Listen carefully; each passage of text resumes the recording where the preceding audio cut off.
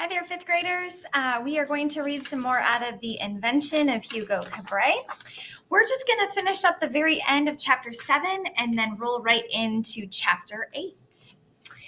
So remember, Rene Tabard has come to Isabelle's godparents' house, and he's sharing a story of how he met Georges Méliès, the filmmaker, when he was a child. Okay. Hugo realized it was a costume from the movie A Trip to the Moon. Oh, and remember, they're watching, they've set up a film reel and they're watching some of his movies. Hugo thought the movie was the most wonderful thing he had ever seen. He imagined his father, once upon a time as a little boy, sitting in the dark watching this very same movie, staring into the face of the man in the moon. When the film was over, the end of it whipped noisily around and around the take-up reel until a teen turned off the machine and the rectangle of light disappeared. Everything was silent. But then the floorboards creaked and they all turned. Georges Méliès was standing in the bedroom doorway with tears in his eyes. "I would recognize the sound of a movie projector anywhere," he said. His wife was crying too. She walked over and put her arm around her husband. "Who are these people?" he said. Isabelle introduced him to Etienne and Monsieur Tabard. "Monsieur Tabard teaches at the French Film Academy," she said, "and Etienne is one of his students. They are fans of yours." The two of them shook his hand. "What are they doing here?" Isabelle explained about the automaton and how Hugo had saved it from the fire. "He fixed it, and I'm sorry. I did a bad thing. I stole a key from Mama Jeanne, but Hugo saw the key around my neck and realized it would fit the automaton. We wound it up and the machine drew a picture, and then we found out everything." Her godfather smiled. "Not everything, I'm sure." Hugo reached into his pocket and took out the automaton's drawing, which he had taped back together, and handed it to the old man, who took it into his shaking hands. Everyone was silent for a long time. "Give me the projector," the old man finally said. "What?" asked his wife. He walked over to the machine and unplugged it. He lifted it up and carried it into his room, and he shut the door and locked it. A lot of different ways that could go, right? Okay, chapter 8 is called Opening the Door. The old woman knocked on the door. "George, what are you doing?" Everyone waited anxiously, but the old man didn't answer. There was no noise at all coming from inside. "George," the old woman said as calmly as she could, "please unlock the door." She knocked again, but still no answer. Suddenly, there came a crash that was so loud they all felt it in their bones. Everyone jumped and ran to the bedroom door. It sounded as if the door of the armoire was being ripped off its hinges, or the dresser was being overturned.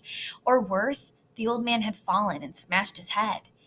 There was another moment of silence, but then they heard footsteps crashing back and forth across the room, and words they couldn't understand. The old woman threw herself against the door. George, I'm sorry. Please let me in." Everyone continued to hear terrible sounding things being dragged across the room, banging and hammering and low gruntal noises interspersed by periods of quiet. The children were terrified, and Isabelle's godmother was sobbing. Etienne and Monsieur Tabard tried forcing the door open, but it wouldn't budge. The noises grew louder and more terrifying. All of them tried to push against the door, but it was no use. Finally, Hugo remembered. "Isabelle, pick the lock." So she gets out her bobby pin.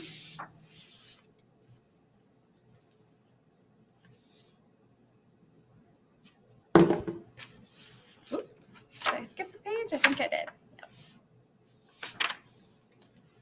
And they pushed the door open, and the 5 of them stood there, expecting to see a huge mess, ripped up drawings, chaos, but that's not what they saw at all. The bed had been pushed to the side. Georges Méliès was sitting at a desk that he had dragged into the center of the room, a pen poised in his hand as though he were a giant version of the automaton. Hugo could see the automaton's drawing on the desk. The old man had broken off the armored doors to get to his old drawings, and now they completely covered the floor, radiating from the foot of the desk, creeping up over the bed and across the walls, where they had been tacked all the way up to the ceiling. The curtains were drawn shut, and the projector was sitting on one of the bedside tables that had been pulled over so it faced him from the doorway. From the projector, the film flickered across the entire wall. Images of the moon and the rocket and the explorer shimmered across the man's face and onto the sea of beautiful drawings tacked to the wall behind him. My parents were shoemakers. Did you know that? He asked as he looked toward Hugo and Isabel. They wanted me to work in their factory, but I hated shoes. The only thing I liked about it was the machinery. I taught myself how to fix the machines, and I dreamed about getting away and becoming a magician. So, when I was finally old enough, I sold my share of the factory and bought a magic theater. My wife was my assistant. We were very happy. I had a special workroom in the back where I built my automaton, and my audiences loved him. Then the Lumiere brothers invented the movies. I immediately fell in love with their invention, and I asked them to sell me a camera. The Lumiere brothers refused my request, so I was forced to build my own, which I did using leftover parts from my automaton. I soon found out that I wasn't the only magician to turn to cinema. Many of us recognized that this new kind of magic had been invented, and we wanted to be a part of it.